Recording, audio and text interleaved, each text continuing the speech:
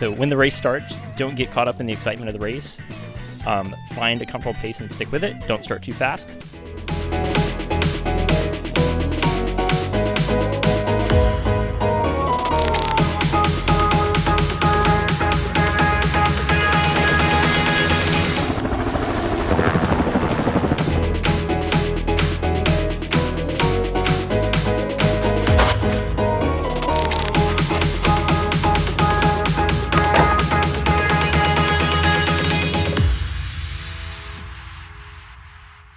John, welcome. Thanks so much for joining us today.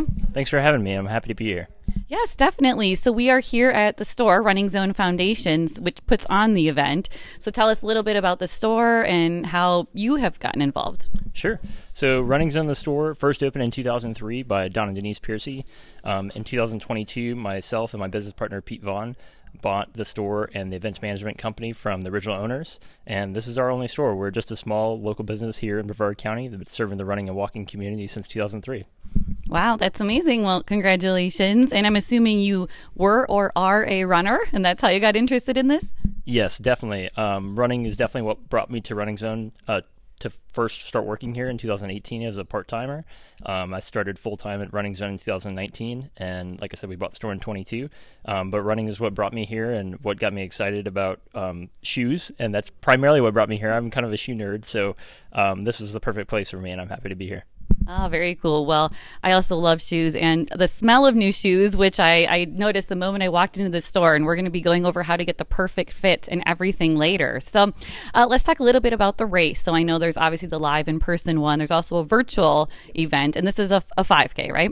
Yes, that's correct. So 5K or 3.1 miles. So it costs $35 to attend. Where is that going? There's a race beneficiary every year, right? Yes. So for all of our Running Zone Foundation races, we do have a race beneficiary. This year's race beneficiary is West Shore Junior Senior High School and the local Fantastic 4-H Farms.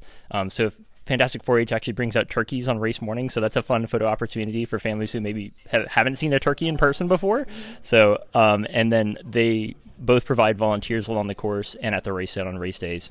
Oh, wow, that is so much fun. It's funny, I was going to ask you if people dress up or if we, see turkeys, so we get to see real life turkeys. That's pretty cool. Yes, real life turkeys, but we do have people that dress up. I think we have a couple turkey costumes in our foundation room of costumes as well, so sometimes you'll see some of us dressed up as turkeys also. Okay, so there's a pumpkin pie challenge, right? Tell us a little bit about that. Sure, yeah, so we have 300 pumpkin pies. They're full-size pumpkin pies that we hand out to the first 300 finishers of the race. And then, of course, we do have awards for the top 10 males and females who cross the finish line as well. What does everyone else get? Yeah, so for everyone that registers, they can select a shirt of their choice and then a finisher medal. So we've got some great finisher medals. So a lot of people do races for the fun of it, but also a lot of people do it for the bling. We try and make the medals as fun as possible so that people have a reason to hold on to them. Well, bling is a good reason. I would do it just for that, too. So whether you're a first-timer or an experienced runner, John here has 5 turkey trot tips for you. Yes. So my first tip for everyone is to stay hydrated. So the night before Thanksgiving, of course, is the biggest bar holiday of the year. I spent my time working in restaurants for quite some time, and that night before Thanksgiving is always a busy day. So if you're spending it at the bar, make sure you're also spending it drinking the water, and both on race morning and the day before. Second tip is wear comfortable shoes. So if you haven't ever been fit for some comfortable athletic shoes, we'd be happy to fit you. We got a great selection of shoes here at Running Zone and a full gait analysis process we'd be happy to walk you through to find the perfect fit for you. The third tip is, so when the race starts, don't get caught up in the excitement of the race. Find a comfortable pace and stick with it. Don't start too fast. Tip number 4 is after you finish, make sure you grab some water and a snack just to start replenishing the carbohydrates that you've lost. And tip number 5 is have fun. Whether you're out there for the fastest time possible or there just to spend some time with your family, have fun with it. We try and make our events as fun as possible, as much about the race as it is about the after part. First part of our fit process is our 3D foot scanner. So go ahead and step on up on the foot scanner. Just make sure your feet are within the rectangles there. And as you can see, it is pretty quick. It takes about 4 seconds. So this is the exact measurement of your foot, and we usually will go up a half size or a full size from this to get your correct running shoe size. So you can see heel to toe length, the ball width, that's the width of your foot. If you click on this, you can see what it's actually measuring here. That's the width from the largest part of the forefoot, arch height, and how it compares to the female population, and instep height, and you can actually see that it's measuring your left one a little bit higher than your right. So a lot of interesting data that we can pull from the foot scans, and it just kind of helps us in our fit process as well. So heel width also, and then you'll get a copy of this sent to your email. So the second step of our foot process is doing the actual gait analysis part. We'll watch customers walk both away from us and toward us to get an idea of how their foot is moving, whether that arch is staying nice and stable or whether it's collapsing in. Darcy's arch looks nice and stable, so won't need any additional stability today. Would be good with a neutral fit shoe.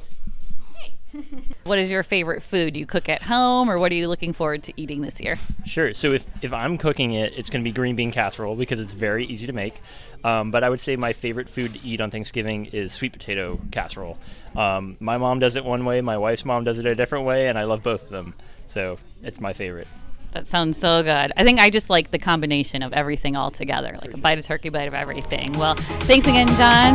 Check out the store. Come get your new fit running shoes, and we'll see you on Thanksgiving.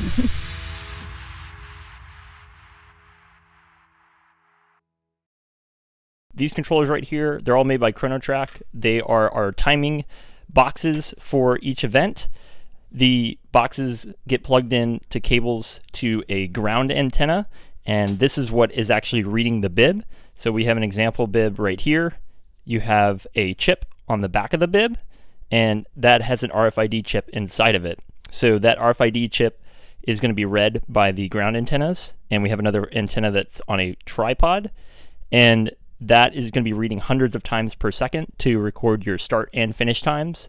So when you cross the start, when you cross the finish, the start is going to take your very last read as you cross the start line, and the finish is going to take your very first read as you cross the finish line. So we want the most accurate time. They're accurate down to 100th of a second. So we want to make sure we get the most accurate time for you as you're running one of our races.